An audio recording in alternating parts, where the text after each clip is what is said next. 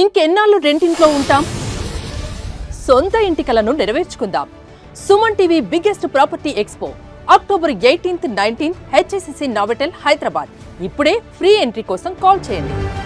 రామచంద్రారెడ్డి నక్సలైట్ ఎవరైతే ఉన్నారో రామచంద్రారెడ్డి మృతి చెందిన తర్వాత కూడా దాదాపుగా 20 రోజుల తర్వాత కూడా వాళ్ళ స్వగ్రామానికి అయితే ఒక తీకలగుంటపల్లికి వాళ్ళ యొక్క పార్థివ దేహం అయితే చేరుకోవడం వాళ్ళ కొడుకు అయితే ఉన్నారు. నాకు చెప్పండి, అసలు మీ నాన్నగారి మృతి పట్ల ఏం చెప్తారు? అసలు ఎన్నో పోరాటాలు, గ్రామంలోనే ఒక తొలి ఉపాధ్యాయుడు మీ నాన్న, ఏం చెప్తారు మీ నాన్నగారి గురించి? ఆయన ఇప్పటి వరకు గ్రామ ప్రజలందరూ చెప్పినట్టే చిన్నప్పటి నుంచి వెళ్ళి చదువులలో బాగా చదివి నాటకాల్లో కూడా పార్టిసిపేట్ చేసుకొని కబడ్డీ ఆడేవాడు, కృష్ణుడి వేషం వేసేవాడు అని చెప్పినారు. అట్లా చేసుకుంటూ ఉపాధ్యాయుడిగా ఎదిగి అప్పట్లో ఉన్న ఉమ్మడి కరీంనగర్ జిల్లాలో ఉన్న రాడికల్ స్టూడెంట్స్ మూవ్మెంట్లో కానీ టీచర్స్ మూవ్మెంట్ను కానీ వెళ్ళి ప్రజల సమస్యలను చూసి అదంతా తెలుసుకొని మావోయిస్ట్ పార్టీ వైపు ఆకర్షితుడైనాడు అనేది మాకు తెలిసింది. తర్వాత మేము పుట్టినప్పటి నుంచి అయితే మేము ఛత్తీస్గఢ్లోనే ఉన్నాము.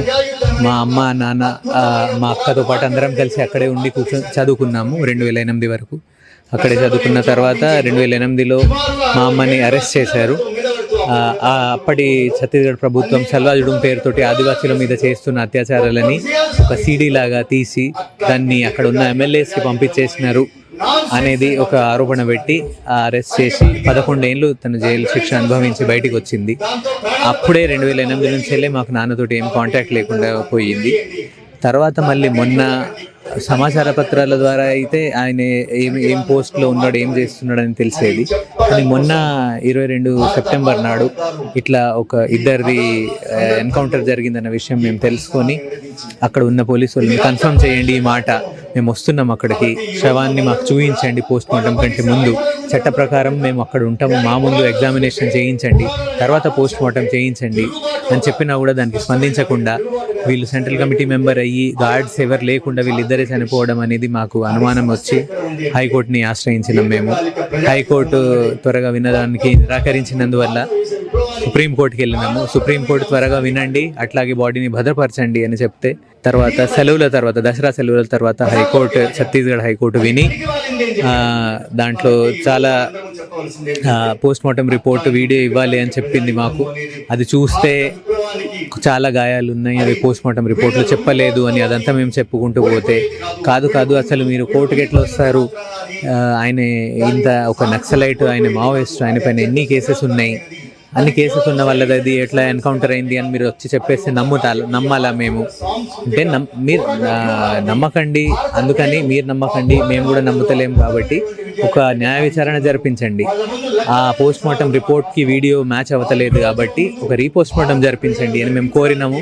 కానీ అవన్నీ వినకుండా వాళ్ళ వాదనలే, ప్రభుత్వం చెప్పిన వాదనలనే వినుకుంటూ మా కేసుని తిరస్కరించింది హైకోర్టు, ఛత్తీస్గఢ్ హైకోర్టు.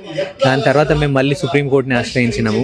సుప్రీంకోర్టు కానీ దీపావళి సెలవులు వచ్చినందువల్ల సుప్రీంకోర్టులో కూడా మళ్ళీ త్వరగా విచారించడానికి నిరాకరించింది.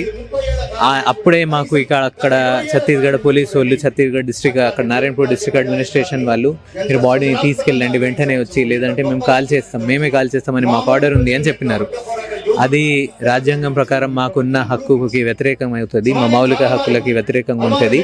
మీరు అట్లా చేయకండి, మేము సుప్రీంకోర్టులో పిటిషన్ వేస్తున్నాము, దాని తీర్పు వచ్చే వరకు కనీసం పెట్టండి. మార్చురీలోనే ఉంది కదా, అక్కడ నారాయణపూర్లో పెట్టినారు ఫస్ట్, అక్కడ మాకు చాలా శవాలు వస్తూ ఉంటాయి, మీ నాన్నది ఒక్కరిదే పెట్టుకోలేము అంటే మేము అడిగి వాళ్ళని జగదల్పూర్ మెడికల్ కాలేజ్కి షిఫ్ట్ చేయించినాం. ఘోరమైన విషయం ఏంటంటే అక్కడ బస్తర్ రీజన్లో ఉన్న అతిపెద్ద గవర్నమెంట్ మెడికల్ కాలేజ్, అక్కడ కనీసం డీప్ ఫ్రీజర్ ఫెసిలిటీ కూడా లేదు. కాబట్టి మామూలు ఫ్రీజర్లోనే పెట్టినారు వాళ్ళు. దానివల్ల ఇంకా ఇప్పుడు చూస్తే బాడీ 4 degreesకి పెట్టినారు, ఇంకా బాడీ డికంపోజ్ అయిపోయింది. మెల్లమెల్లగా అయింది కానీ డికంపోజ్ అయ్యింది.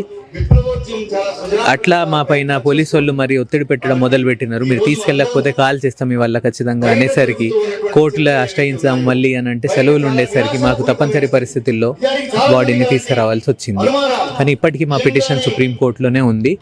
ఆ పిటిషన్ ఎప్పుడు వస్తుంది అనేది మేము ఎదురు చూసి పిటిషన్లో ఈసారైనా సుప్రీంకోర్టు అయినా కనీసం ప్రభుత్వ ఒత్తిడికి లోబడకుండా నిష్పక్షంగా ఒక నిర్ణయాన్ని ఇస్తుంది అనేది మేము కోరుకుంటున్నాం. నాన్నగారు గ్రామంలోనే ఒక తొలి ఉపాధ్యాయుడు ప్లస్ ఒక లాయరు, ప్రజల కోసం పోరాడి ప్రాణాలు త్యాగం చేసిన మీకు ఎట్లా అనిపిస్తుంది? ఇది నిజానికి ఒక త్యాగమే. నన్ను అడిగితే మాత్రం ఇప్పుడు దేశంలో ఉన్న చాలా మంది మేము దేశభక్తులమని చెప్తారు, కానీ మా నాన్న లాంటి వాళ్ళు, ఆయనతో పాటు చనిపోయిన వాళ్ళు, ఈ మధ్యలో ఎవరైతే అమరులు అవుతున్నారో వాళ్ళందరూ నిజమైన దేశభక్తులు. ఎందుకంటే వాళ్ళు ప్రజల కోసం పని చేస్తున్నారు. దేశం అంటే మట్టి కాదు, ఈ దేశం అంటే ప్రజలు అని శ్రీశ్రీ ఎప్పుడో చెప్పినారు. వీళ్ళు ప్రజలని ప్రేమించే వాళ్ళు కాబట్టి వీళ్ళు నిజమైన దేశభక్తులు అని నా అభిప్రాయం. అంటే ఇది మీరు ఏమనుకున్నారు, బూటకపు ఎన్కౌంటర్ అనుకుంటున్నారా, అంటే పోరాటం చేసి అది జరిగింది అనుకుంటున్నారా? ఇది నిజానికి బూటకప్ ఎన్కౌంటరే. మనకి నేను ఇంతకుముందు చెప్పినట్టు అనుమానాలు ఉన్నాయి మాకు కావాలి చాలా. అయితే మేము చెప్పడం వల్ల మాత్రమే మీరు విశ్వసించవద్దు. దాని గురించి ఒక విచారణ జరిపించండి, దాంట్లో విషయాలు తేలుతాయి నిజమైనదేనా కాదా అని.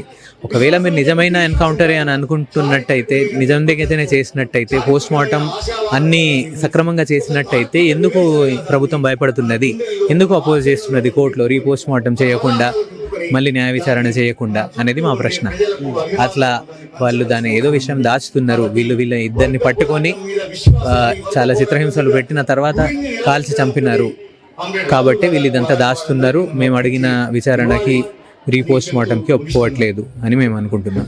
సో చూడొచ్చు, ఇది ఏమైనా కూడా ఇది ఒక బూటకపు ఎన్కౌంటరే తప్ప ఒక కేంద్ర కమిటీ సభ్యుని గార్డ్స్ లేకుండా చూసి బూటకపు ఎన్కౌంటర్ చేశారంటూ కూడా ఇక్కడ వాళ్ళ కొడుకు అయితే ఒక ఆవేదనను వ్యక్తం చేసిన పరిస్థితి ఉంది. కెమెరామెన్ శేఖర్తో సతీష్, సుమన్ టీవీ, సిద్దిపేట.